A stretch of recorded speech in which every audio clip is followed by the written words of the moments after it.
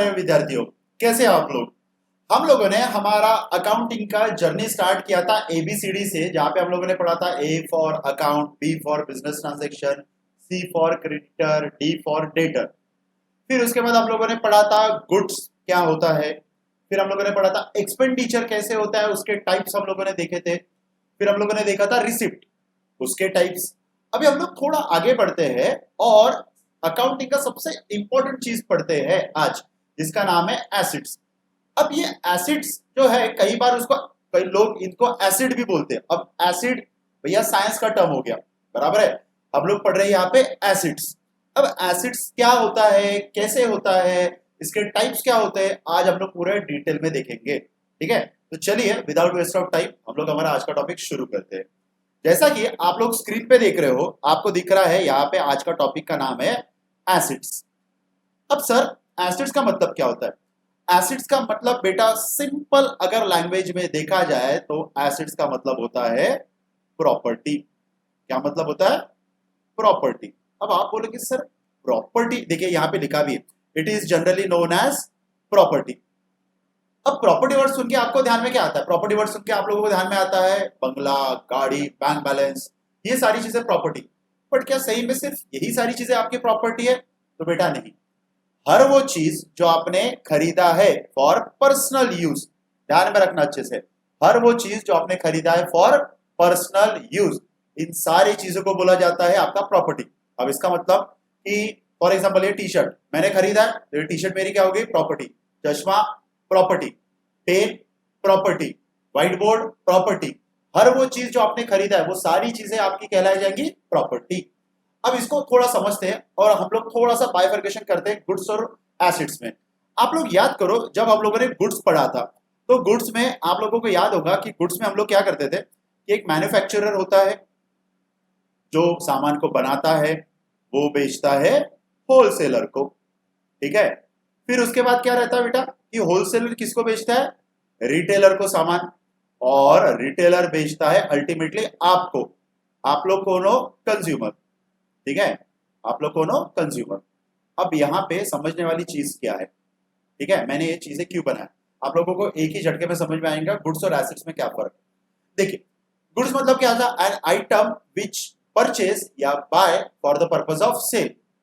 हर वो चीज जो आपने कहीं ना कहीं खरीदा है बेचने के लिए, उसको हम लोग बोलेंगे एसेट्स, सॉरी गुड्स। अब ये जो गुड्स का आप लोगों ने डेफिनेशन पूरा डिटेल में पढ़ा है।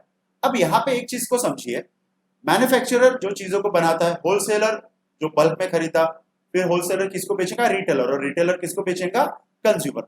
अब मुझे एक बात बताइए, ये जो तीन लोग आप लोगों को दिख रहे हैं, मैन्युफैक्चरर ने चीज बनाई, उसने बेचा होलसेलर को। अब होलसेलर क्या करेगा, उसको खरीदने के बाद यूज करेगा क्या, नहीं, आगे बेचेगा रिटेलर को।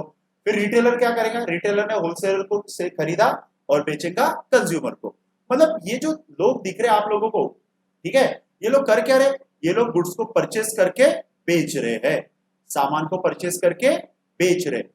तो ये जो भी चीजें खरीद रहे हैं, ये इनके लिए होगा गुड्स। एक एग्जांपल के तौर पे, जैसा मान लो कि जेठालाल, जेठालाल सामान खरीद के क्या कर रहा है, बेच रहा। जेठालाल मान लो कि कोई सोनी टीवी का कोई प्रोडक्ट है, ठीक है, वो बेच रहा है। तो मैन्युफैक्चरर है Sony TV, Sony TV wholesaler को बेच रहा, होलसेलर जेठालाल को बेच रहा, और जेठालाल अल्टीमेटली बेच रहा कंज्यूमर को। तो ये जो भी चीजें बेच रहे, ठीक है, इन सबको ये लोग बोलेंगे गुड्स। क्या बोलेंगे बेटा, गुड्स। जैसा टीवी मैन्युफैक्चरर ने बनाया, होलसेलर को बेचा, तो मैन्युफैक्चरर के लिए भी टीवी है गुड्स, होलसेलर के लिए भी टीवी है गुड्स। होलसेलर ने रिटेलर को बेचा, रिटेलर के लिए भी टीवी क्या है, गुड्स, क्योंकि रिटेलर परचेस करके क्या कर रहा है बेटा, बेच रहा है। तो इन तीनों के पास जो भी सामान ये परचेस करेंगे या बनाएंगे, ये सब इनके लिए क्या रहेगा, गुड्स। अब वही टीवी, अगर मान लो वही टीवी अगर रिटेलर ने बेच दिया कंज्यूमर को, रिटेलर मतलब छोटा दुकानदार, उसने बेच दिया कंज्यूमर को, तो अब ये जो कंज्यूमर है इसके लिए ये जो टीवी है ना, ये टीवी इसके लिए रहेगा एसिड्स। क्या रहेगा, एसिड्स। तो एसिड्स का मतलब सिंपल होता है प्रॉपर्टी। हर वो चीज जो आपने खरीदा है फॉर पर्सनल यूज, इन सारी चीजों को बोला जाता है एसिड्स। आई होप सो आप लोगों को गुड्स और एसिड्स में फर्क समझाओ। तो अब थोड़ा आगे बढ़ते हैं और हम लोग देखते हैं कि यार एसिड्स में टाइप कितने हैं। देखिए, तो यहाँ पे बेसिकली अगर आप लोग देखोगे तो एसिड्स में दो टाइप्स है। पहले को बोला है नॉन करंट एसिड्स और दूसरे टाइप्स को बोला है करंट एसिड्स। अब नॉन करंट एसिड्स किसको बोलते हैं? देखिए, non current assets are those assets which held by business for long term point of view. और यहां पे लिखा है current assets are those assets which held by business for short term point of view. ठीक है, कोई भी ऐसी चीज जो आपने खरीदा है जिसका आप यूज या जिसका आप बेनिफिट लंबे समय तक लोगे, एक साल से ज्यादा। यहाँ पे long term point of view मतलब यहाँ पे लिखा भी है, अगर आप देखोगे तो यहाँ पे लिखा है मोर देन 1 ईयर और यहाँ पे लिखा है इन्होंने लेस देन 1 ईयर। इसका मतलब क्या? हर वो चीज जो आपने खरीदा है पर्सनल यूज के लिए, कोई भी चीज लो, एनालाइज करो आपके घर में क्या क्या चीजें खरीदे, अलग अलग चीजें खरीद रहे, आपके घर में फर्नीचर खरीद रहे, टीवी खरीद रहे, बैग खरीद रहे, कपड़े खरीद रहे, ये सारी चीजें आपके एसिड्स। पर इसको कैटेगराइज किया है नॉन करंट और करंट। नॉन करंट मतलब ऐसी चीज जो आप लंबे समय यूज कर सकते हो, एक साल या एक साल से ज्यादा, 2 साल 4 साल, ऐसे एसिड्स को बोलेंगे नॉन करंट।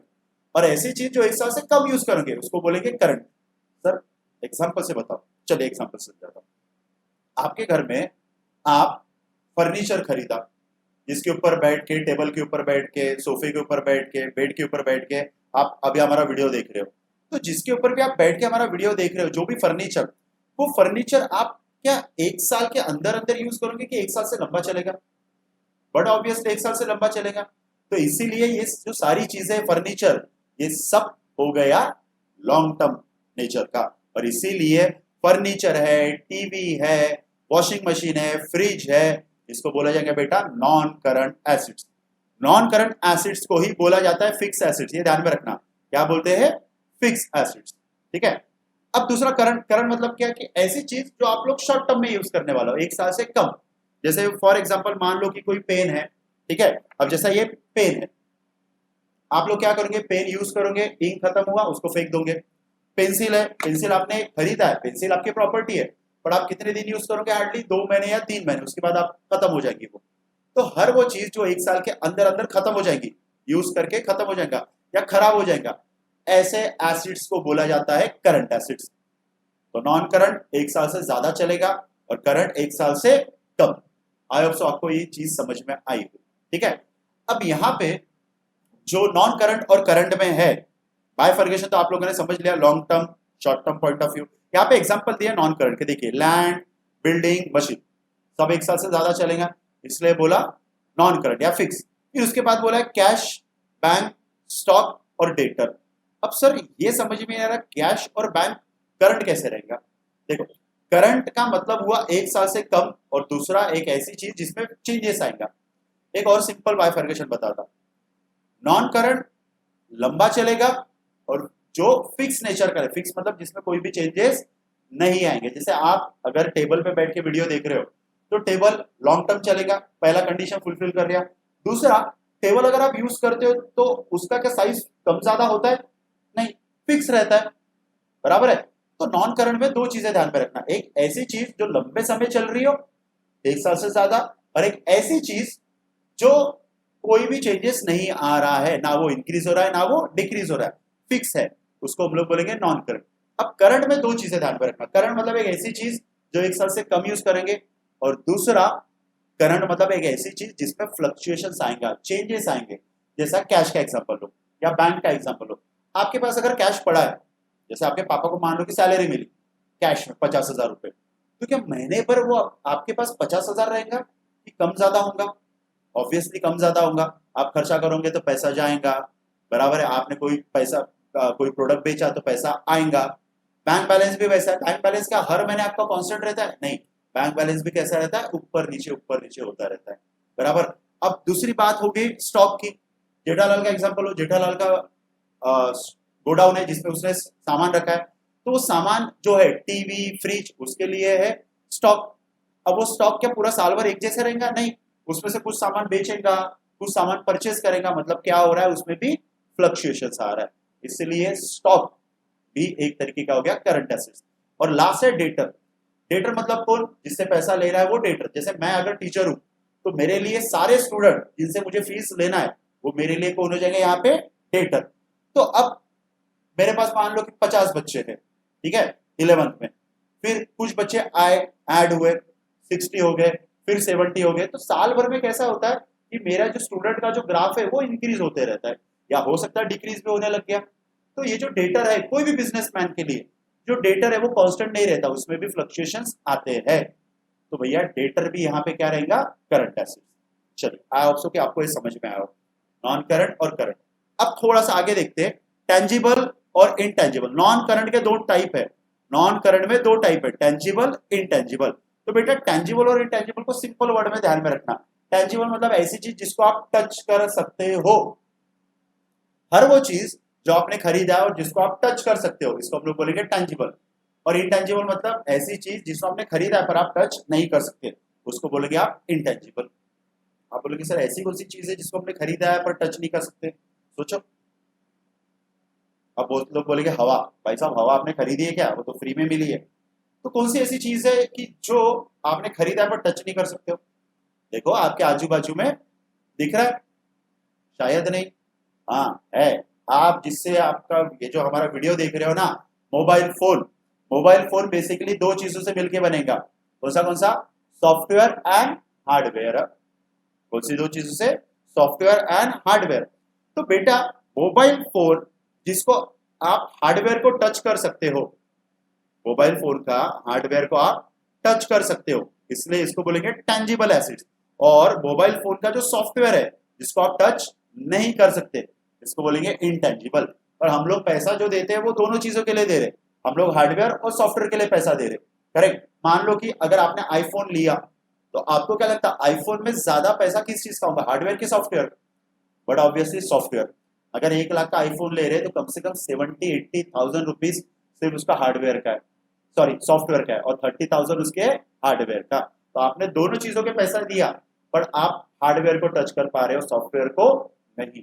चलिए, आई होप सो कि आपको ये जो सारी चीजें है एसिड्स के बारे में ये सारी क्लियर होगी। इसमें और एक एसिड्स है फिक्टिशियस एसिड्स, पर वो आपके सिलेबस में नहीं है, और अभी अगर मैं पढ़ाऊंगा तो वो एकदम ओवरहेड हो जाएगा, ठीक है।